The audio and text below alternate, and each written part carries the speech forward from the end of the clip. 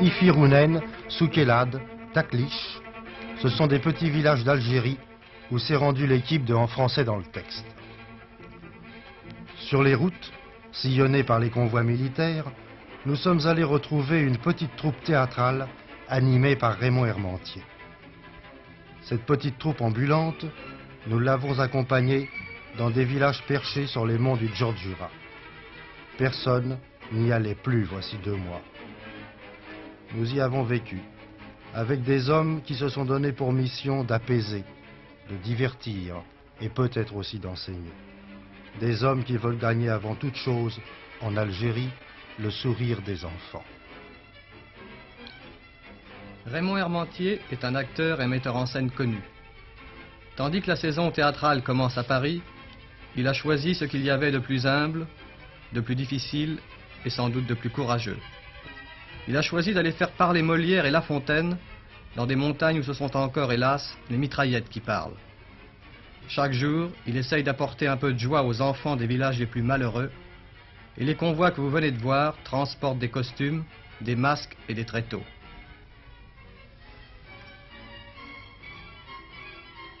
Les acteurs sont des comédiens professionnels qui effectuent leur service militaire. Raymond Hermantier a aussi introduit dans sa troupe de jeunes Arabes qu'il forme à l'art dramatique. Chaque jour, dans un village différent, les comédiens montent leur tréteau. Ils sont à la fois acteurs, machinistes, électriciens, costumiers, maquilleurs. C'est une troupe de campagne, avec des moyens de fortune, et qui ainsi retrouve les traditions du théâtre populaire, des anciennes compagnies ambulantes. Ils ne peuvent pas se permettre de monter de vrais spectacles. Il leur faut toucher directement, simplement, un public tout à fait neuf. Et à l'expérience, Raymond Hermantier s'est aperçu que c'étaient les contes du Moyen-Âge, les fables de La Fontaine et les pantomimes de Molière qui portaient le plus sur ce public-là.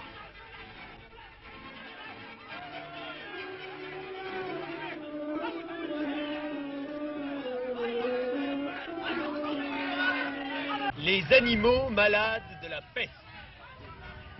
Un mal qui répand la terreur. Mal que le ciel en sa fureur inventa pour punir les crimes de la terre. La peste, puisqu'il faut l'appeler par son nom, capable d'enrichir en un jour l'Achéron, faisait aux animaux la guerre. Ils ne mouraient pas tous, mais tous étaient frappés. On n'en voyait point d'occupés à chercher le soutien d'une mourante vie. Nul mets n'excitait leur envie. Ni loup ni renard n'épillaient la douce et l'innocente proie. Les tourterelles se fuyaient. Plus d'amour, partant, plus de joie. Le lion tint conseil et dit: Pour moi, satisfaisant mes appétits gloutons, j'ai dévoré force mouton. Que m'avait-il fait? Nulle offense. Même il m'est arrivé quelquefois de manger le berger. Je me dévouerai donc, s'il le faut. Mais je pense qu'il est bon que chacun s'accuse ainsi que moi, car on doit souhaiter selon toute justice que le plus coupable périsse. Si, dit le renard, vous êtes trop bon roi. Oh. Vos scrupules font voir trop de délicatesse. Et quoi manger mouton, canaille, sotte espèce? Est-ce un péché? Non, non. Vous leur fîtes, Seigneur, en les croquant, beaucoup d'honneur. Et quant au berger, on peut dire qu'il était digne de tout mot, étant de ces gens-là qui, sur les animaux, se font un chimérique empire. ainsi dit le renard, et flatteur d'applaudir. Certains de ces villages d'Algérie ne sont reliés par aucune route praticable.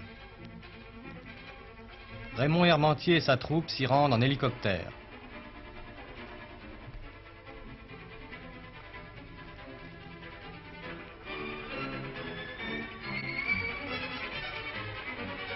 Les enfants de ces villages isolés accueillent avec des sourires émerveillés ces passagers peu ordinaires qui arrivent porteurs de costumes bariolés.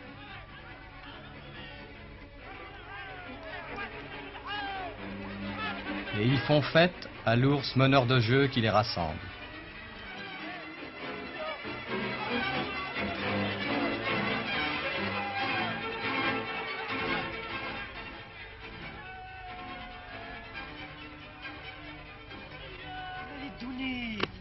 Que raconte Kessal, le petit Kabyle, dans sa langue natale? C'est la vieille fable de l'aveugle et du paralytique qui ont retrouvé l'espoir en unissant leurs deux misères.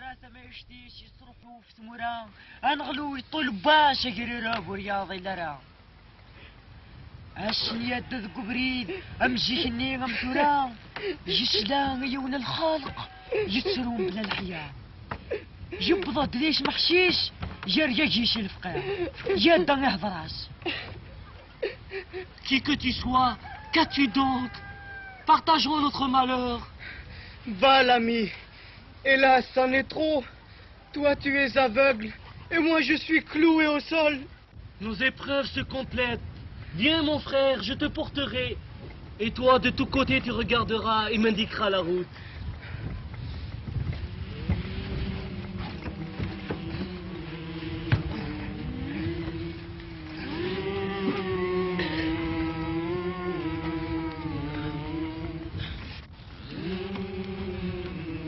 Notre misère aujourd'hui a pris fin. C'est